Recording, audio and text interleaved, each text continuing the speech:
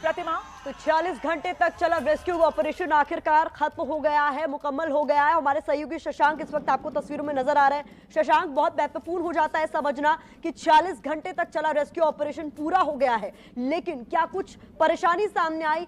कैसे हुआ ये पूरा ऑपरेशन, जरा समझाइए। देखिए, संडे को शाम 4 बजे भारी संख्या में सैलानी त्रिकुट पर्वत पर आए थे, रोपवे का आनंद ले रहे थे। एकाएक एक साइड का रस्सी टूटा और एक ट्रॉली नीचे जा गिरा और उसी समय कई ट्रॉलियां ऊपर आपस में टकराई थी। करीब 12 ट्रॉलियां आपस में टकराई थी। रविवार के रात रेस्क्यू ऑपरेशन शुरू नहीं हो पाया अंधेरे की वजह से और काफ़ी 2000 फीट की ऊंचाई पर ये ट्रॉलियां फंसी थी। सोमवार को सुबह 5:15 पर वायुसेना, सेना, एनडीआरएफ की टीम ने मिलकर और स्थानीय प्रशासन ने मिलकर वहां पे रेस्क्यू ऑपरेशन शुरू किया। कल 32 लोगों को हेलीकॉप्टर के जरिए रेस्क्यू किया गया था। सभी लोगों को रेस्क्यू करके बेस कैंप में लाया जा रहा था, यहाँ उनका इलाज हो रहा था और यहाँ से उनको सदर अस्पताल ले जाया जा रहा था। कल रात एक बड़ी घटना घटी। कल देर शाम में एक व्यक्ति को रेस्क्यू कर लिया गया था, लेकिन एकाएक वो हेलीकॉप्टर पे जब चढ़ने लगा तो नीचे गिर गया और उसकी मौत हो गई। कल शाम में अंधेरा होने के बाद रेस्क्यू ऑपरेशन रोक दिया गया था। कल 32 लोगों को रेस्क्यू कराया गया था, 2 लोगों की मौत हो चुकी थी और 15 लोग फंसे थे। आज सुबह में फिर एनडीआरएफ, वायुसेना और भारतीय सेना एवं अन्य जो लोकल एडमिनिस्ट्रेशन इन्होंने मिलकर फिर से एक बार रेस्क्यू ऑपरेशन चलाया और आज सुबह 6:35 पर पहला रेस्क्यू ऑपरेशन शुरू हुआ। सबसे पहले एक व्यक्ति को निकाला गया 7 बजे, दूसरे व्यक्ति को निकाला गया 7:10 पर हेलीकॉप्टर तीसरी बार आया और उस समय 2 लोगों को निकाला गया। इसी तरह करके आज 15 लोगों को निकाल लिया गया है।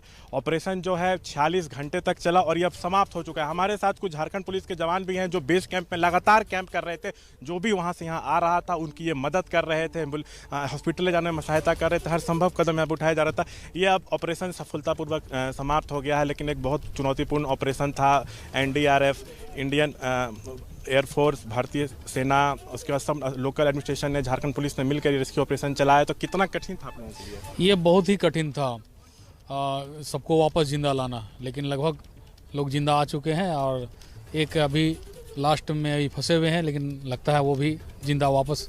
नहीं, जो फंसे हुए थे उनको भी निकाल लिया गया, ऑपरेशन अब कंप्लीट हो चुका है? जी, अब ऑपरेशन कंप्लीट है और अभी सब बहुत ही कठिन था, लेकिन ये जो रेस्क्यू ऑपरेशन चला है उसमें आप लोग का भी अहम योगदान है। हर पल एक नई चुनौती थी।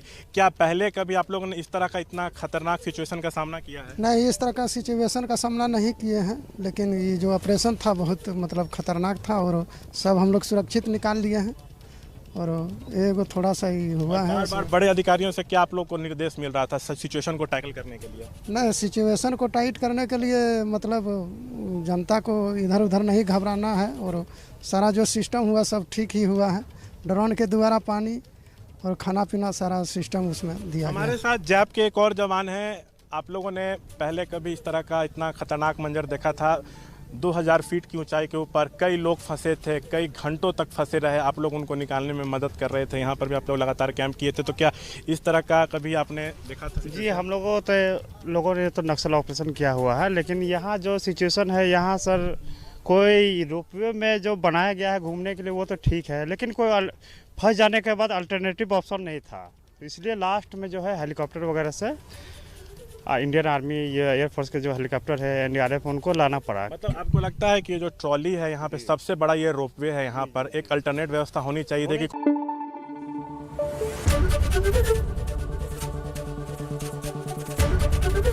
एबीपी न्यूज आपको रखे आगे।